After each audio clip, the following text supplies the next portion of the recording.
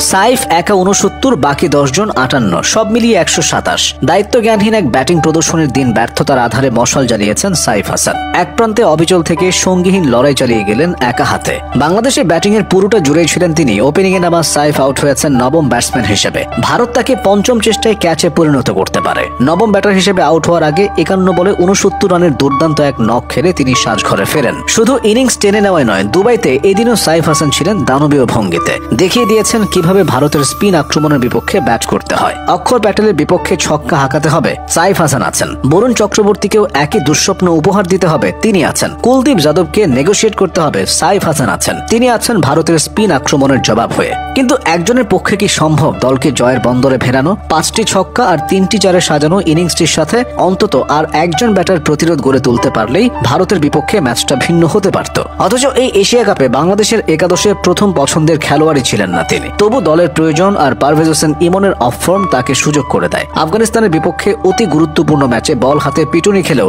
ব্যাটে ছিল 30 রানের দারুণ এক ইনিংস। সুপার 4-এ নুয়ান থুসারা ও দুসমন চামিরের দাপট ঠেকাতে ডানহাতি বামহাতি কম্বিনেশন মেলাতে গিয়ে তানজিদ তামিমের সাথে সাইফের উপর ভরসা রাখে দল। সেদিন তো দুর্দান্ত জয়ের তিনিই ছিলেন মূল কারিগর।